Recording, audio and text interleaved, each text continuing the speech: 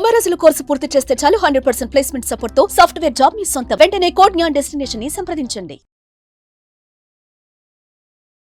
నమస్కారం శశికాంత్ గారు. నమస్కారం.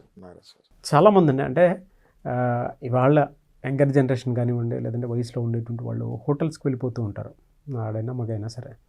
కొన్ని హోటల్స్కి అయితే అంటే ఓయూ రూమ్స్కి అయితే చట్టబద్ధంగా ఎటువంటి రైట్స్ ఉన్నాయో కూడా తెలియదు, కానీ జనరల్గా ఉందా లేదా అనేటువంటి డౌట్స్ కూడా ఉన్నాయి. ఒకవేళ ఇద్దరు వయసులో ఉండేటువంటి వ్యక్తులు ఎవరైనా సరే హోటల్కి వెళ్ళి పరస్పర అంగీకారంతో స్టే చేస్తే పోలీసులు కనుక వాళ్ళని పట్టుకుంటే కేసు అయ్యే అవకాశం ఉంటుందా? ఎలా ఉంటుంది అసలు అటువంటి వాటి మీద? ఇది ఇప్పుడు మీరు మాట్లాడింది ట్రెండింగ్ అండి. ఓకే, ఓయో రూమ్స్ గురించి కానీ హోటల్స్ గురించి కానీ any rooms which are leased out or rented out, okay, వీటి మీద మీరు చాలా చక్కటి టాపిక్ తీశారు ఇవాళ. ఇది ఏంటంటే అంటే అందరూ యూత్కి కనెక్ట్ అవుతుంది. ఎట్లా అంటే నారాజ్ గారు, ఇప్పుడు లవర్స్ అనగానే ఓయో రూమ్ అన్నది ఈ మధ్యకాలంలో లాస్ట్ 2 years నుంచి నేను పర్సనల్గా యాజ్ అన్ అడ్వకేట్ చూస్తాం జరుగుతుందండి. చాలా ఓయో అంటేనే లవర్స్కి స్పాట్ అన్నట్టుగా జరుగుతుంది. ఓకే, మనం వాస్తవాలు ఒప్పుకోవాలండి. సో ఇక్కడ లీగల్ శాంటిటీ దగ్గరికి వచ్చేసరికి అన్మ్యారీడ్ కపిల్స్కి ఓయో రూమ్ ఇవ్వచ్చా, ఇవ్వకూడదా, అండ్ అందులో అన్మ్యారీడ్ కపుల్స్ వెళ్ళి ఫిజికల్గా కలుస్తాం కరెక్టా రాంగా అన్నది మీ క్వశ్చన్, అంతే కదా సార్? అంతే. సో ఇప్పుడు ఇందులో క్లారిటీ ఏంటి అంటే, ఎప్పుడైతే మనకి అడల్టరీని లీగలైజ్ చేశారో, అడల్టరీ అన్నది ఏంటంటే అక్రమ సంబంధాలు, ఎప్పుడైతే దాన్ని పనిష్మెంట్ కాదు అని ఎప్పుడైతే తీస్తారో, అబవ్ 18 years ఆటోమేటిక్గా ఫిజికల్ రిలేషన్లోకి వెళ్ళొచ్చు. పోక్సో యాక్ట్ కూడా అట్రాక్ట్ కాదు. ఓకే, అప్పటి నుంచి ఈ ప్రాబ్లం స్టార్ట్ అయింది. ఏ రూమ్కైనా ఇంతకు ముందు వెళ్ళుంటే ఐడి కార్డ్స్ అడిగేవాళ్ళు, మీకు పెళ్ళి అయితే ప్రూఫ్ అడిగేవాళ్ళు. ఒకవేళ అమ్మాయి అబ్బాయి కలిసి వెళ్తే ఏ రూమ్కైనా హోటల్కైనా ఏ హోటల్కి వెళ్ళైనా మీ ఐడి కార్డ్స్ అడగాలి, ప్లస్ మీరు మ్యారేజ్ అయితే మ్యారేజ్ ఫోటోనో లేకపోతే ప్రూఫో అడిగేవాళ్ళు, అడగాలి. అప్పుడు కూడా అడిగేవాళ్ళు కాదు. ఓకే, హోటల్ బిజినెస్ నడవదు కాబట్టి హోటల్ వాళ్ళు అడిగేవాళ్ళు కాదు. చాలా హోటల్స్ అడిగేవాళ్ళు, కొద్ది మంది హోటల్స్ అడిగేవాళ్ళు కాదు, వాళ్ళ బిజినెస్ ఎక్కడ అయిపోద్దా అని. అప్పట్లో అది రూల్, అది అడగాలి. ఇప్పట్లో ఓన్లీ ఐడి కార్డ్స్ అడుగుతారు, మీకు పెళ్ళైందా లేదా అనేది వీళ్ళకి సంబంధం లేదు. ఇప్పుడు ఫిజికల్ రిలేషన్ సహజీవనం ఇచ్చేసారు కదా, లివ్ ఇన్ రిలేషన్ ఇచ్చేసారు కదా. లివ్ ఇన్ రిలేషన్లో ఇద్దరు ఉంటారు, వాళ్ళ ఇష్టం అది. వాళ్ళకి నేను రూమ్ ఇయ్యను. ఇప్పుడు ఎక్కడ కూడా చట్టంలో ఓయో రూమ్లో అన్మ్యారీడ్ కపుల్స్కి, ఓయో ఆర్ హోటల్స్ అన్మ్యారీడ్ కపుల్స్కి రూమ్ ఇవ్వకూడదు అని లేదు. అది లాలో ఉంటే అది మనం తప్పుపట్టచ్చు. అయితే ఇక్కడ చాలా థిన్ మార్జిన్ ఉంది. ఎవరికి రూమ్ ఇవ్వచ్చు ఆడామగా, ఎవరికి ఇవ్వకూడదు అన్నది ఇక్కడ క్వశ్చన్. అర్థమవుతుంది కదా? అది హోటల్ వాళ్ళు కనిపెట్టాలి. ఒక అమ్మాయి ఒక అబ్బాయి ఇద్దరు వచ్చారు, రూమ్ ఇవ్వచ్చు. కానీ ఇక్కడ చాలా ఇంపార్టెంట్ పాయింట్ చెప్తున్నాను మీకు. అందరు హోటల్స్ ఓయో రూమ్స్ ఓనర్స్ కూడా తెలుసుకోవాల్సిన లీగల్ శాంటిటీ ఏంటంటే, you can give a room to unmarried couples, but you can't give a room. అంటే మీరు ఎవరికి రూమ్ ఇవ్వలేరంటే ఈ ప్రాస్టిట్యూషన్ జరుగుతున్న వాళ్ళకి మీరు రూమ్ ఇవ్వలేరు. అది హోటల్ కనిపెట్టాలి. అర్థమవుతుందా సార్ మీకు నారాజ్ గారు నేను చెప్పింది? ఇది కనిపెట్టాలి. ఇది కనిపెట్టకపోతే పోలీసు వాళ్ళు రైడ్ చేస్తారు, హోటల్ సీజ్ చేస్తారు, వాళ్ళని కూడా పట్టుకొని లోపల దోస్తారు. ఈ థిన్ లైన్ ఎలా పట్టుకోవాలి? హోటల్ వాళ్ళు ఈ థిన్ లైన్ ఎలా పట్టుకోవాలి? ఎలా సార్? ఆ కౌంటర్లో కూర్చున్నోడు ఎనలైజ్ చేయాలి, వీళ్ళిద్దరు కలిసి వచ్చారు, వీళ్ళిద్దరు ఫ్రెండ్స్, ఓకే డన్. కానీ రిపీటెడ్గా అదే అమ్మాయి వేరే అబ్బాయిలతో వస్తుంది అంటే అది ప్రాస్టిట్యూషన్ అవుతుంది అక్కడ, కన్ఫర్మ్ అన్నది అర్థం చేసుకోవాలి. లేదా ఒక అబ్బాయే రూమ్ బుక్ చేసుకున్నాడు, అందులో తరచుగా అమ్మాయిలు వెళ్తున్నారు వస్తున్నారు, ప్రాస్టిట్యూషన్ అవుతుంది అక్కడ. ఇది కనుక ఎవరైనా బిజినెస్ గురించి కక్కుర్తి పడి మీ హోటల్లో మీ చిన్న లాడ్జుల్లో రూమ్లు ఇస్తే మీ లాడ్జు మీ హోటలే మూసేస్తారు, సీజ్ చేసేస్తారు. ఓకే, అది చాలా రాంగ్ అది. ఓకే, అది 100% అది ప్రాస్టిట్యూషన్ అవుతుంది. పీటా యాక్ట్ అంటారు అది.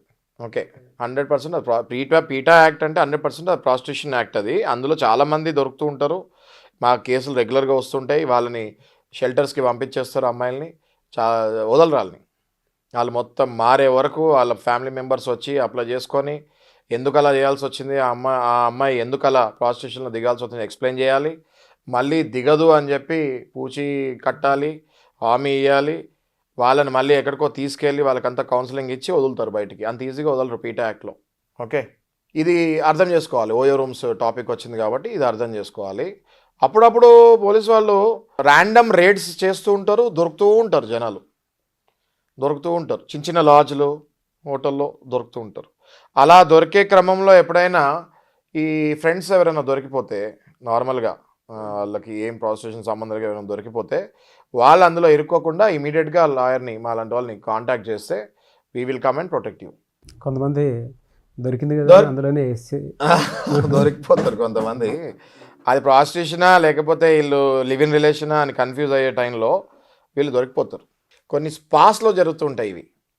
స్పా అందరి పోలీసు వాళ్ళకి చాలామంది ఈ మధ్యకాలం లాస్ట్ 2 months నుంచి చాలా స్పాలు రైడ్ అయినాయి. అందులో ఒక 2-3 స్పాస్ మమ్మల్ని కూడా కాంటాక్ట్ చేశారు. మేము కూడా పోలీస్ స్టేషన్కి వెళ్తాం జరిగింది, నేను కూడా పర్సనల్గా జరిగి అక్కడ పనిచేసే అమ్మాయిల్ని విడుదల చేపిస్తాం జరిగింది.